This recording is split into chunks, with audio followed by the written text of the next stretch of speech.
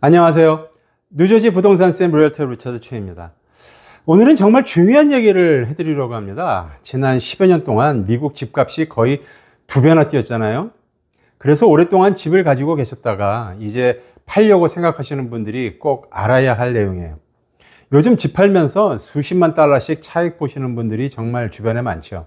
그런데 이 돈에 세금은 얼마나 내야 할까요? 이게 바로 캐피탈 게인 텍스, 우리말로 하면 양도소득세라고 하는 건데요. 오늘은 이게 뭔지, 여러분한테 어떤 영향을 주는지, 그리고 어떻게 하면 세금을 줄이거나 아예 안 낼 수 있는지 알아보도록 하겠습니다. 현재 집 가지고 계신 분들이나 처음 집 사시는 분들도 꼭 알아둬야 하는 내용인데 의외로 모르시는 분들이 정말 많더라고요. 시작하기 전에 저는 회계사가 아닙니다.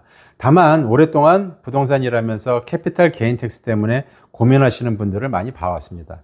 그래서 기본 개념만 알려드리는 거니까 자세한 건 꼭 회계사와 상담을 하도록 하세요. 세금은 개인마다 상황이 다 다르거든요.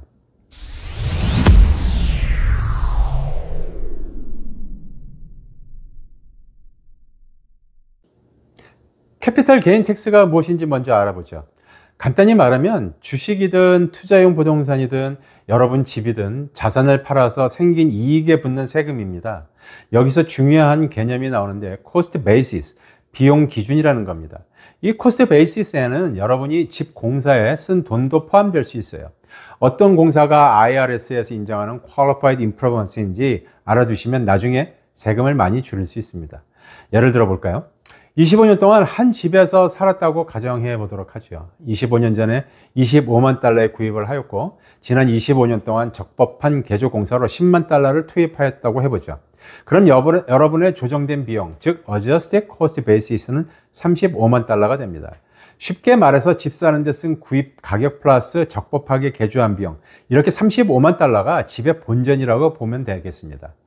자, 이제 그 집을 오늘 80만 달러에 팔려고 한다면 어떻게 될까요? 판매 가격 80만 달러에서 본전인 35만 달러를 빼면 차익, 캐피탈 게인이 45만 달러가 나오죠. 양도소득세는 바로 이 금액을 기준으로 계산하게 됩니다. 양도소득에는 단기와 장기 두 가지 종류가 있습니다. 부동산을 1년 미만 보유했으면 단기, 부동산을 1년 이상 보유했으면 장기. 장기가 세율이 더 낮아서 훨씬 유리합니다. 우리 예시에서 45만 달러에 대한 세율이 얼마나 될까요? 이건 개인마다 상황이 다 달라서 정확하게 얼마라고 말씀드리긴 어렵습니다. 회계사한테 물어보시는 게 가장 정확할 겁니다. 그럼 이 세금을 꼭 내야 할까요? 다행히 미국은 부동산 투자에 꽤 관대한 나라라서 세금 면제받을 수 있는 방법이 있어요. 독신은 판매 수익의 25만 달러까지 면세가 되고 부부는 판매 수익이 50만 달러까지 면세가 됩니다. 첫 번째 조건으로는 주 거주지 프라이머리 레지던스여야 합니다. 임대 주고 있는 두 번째 집은 안 되고요. 별장 같은 휴가용 집도 안 됩니다. 투자용 부동산도 마찬가지고 에어비앤비로 쓰는 집도 해당이 안 돼요. 꼭 본인이 주로 사는 집이어야 합니다. 25만 달러나 50만 달러 면제를 받으려면 두 가지 조건을 만족시켜야 해요. 최근 5년 중 최소 2년 동안 그 집을 소유하여야 하고 또 최근 5년 중 최소 2년 동안 주거지로 살아야 됩니다.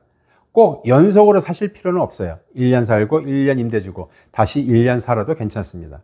그냥 최근 5년 중에 통틀어서 2년은 살았어야 한다는 거죠.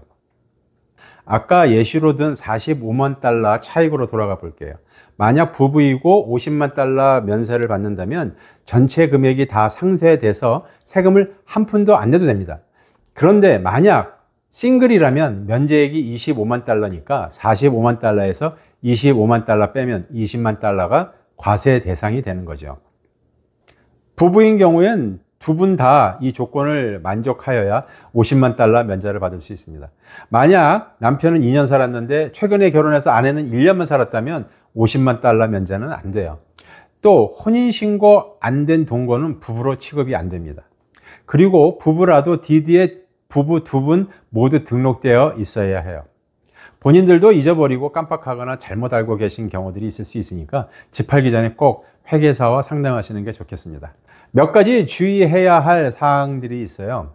최근 2년 동안 그 집에 안 살았다거나 결혼, 이혼, 배우자 사망 같은 삶에 큰 변화가 있었다면 또 임대했다가 살아있다가를 반복하였다면 정확히 2년 24개월 살았는지 꼭 확인하도록 하세요.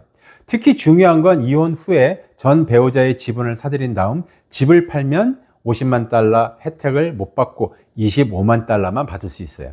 그래서 실제로 이혼 전에 빨리 팔아달라고 하시는 분들도 있습니다. 배우자가 사망한 경우엔 사망 후 2년 내에만 팔면 50만 달러 혜택을 그대로 받을 수 있어요. 다시 말씀드리지만 회계사와 꼭 상담하도록 하세요. IRS는 규칙을 자주 바꾸거든요. 제 이 영상을 몇 년 뒤에 보시게 된다면 세법이 달라져 있을 수도 있으니까 다시 확인하시는 게 좋을 겁니다. 상속받은 부동산 계산 방법이 좀 다릅니다. IRS는 Stepped Up Basis라는 개념을 사용을 하는데요. 예를 들어보죠. 부모님이 25년 전에 20만 달러의 집을 샀는데 지금 시세가 60만 달러라고 해보죠. 일반적인 경우는 원래 구입가 20만 달러로 계산해서 차익이 40만 달러가 발생되는데 상속의 경우 구입가가 지금 시세인 60만 달러로 업데이트가 됩니다. 그러니까 상속받은 당일에 그 집을 바로 60만 달러에 팔면 차익이 없으니까 세금도 안 내도 됩니다. 그런데 문제는 상속받은 형제들끼리 집을 바로 안 팔고 1, 2년 더 가지고 있다가 나중에 70만 달러에 팔게 되면 이제는 60만 달러에서 70만 달러 사이에 10만 달러 차익에 대해 세금을 내야 합니다. 상속 후 바로 팔면 세금 혜택을 최대한 받을 수 있고 오래 가지고 있으면서 집값이 더 오르면 결국 세금을 내게 되는 거죠. 캐피털 게인 텍스를 줄이거나 없애는 전략을 알려드릴게요. 가장 좋은 방법은 Qualified Improvements를 활용하는 겁니다.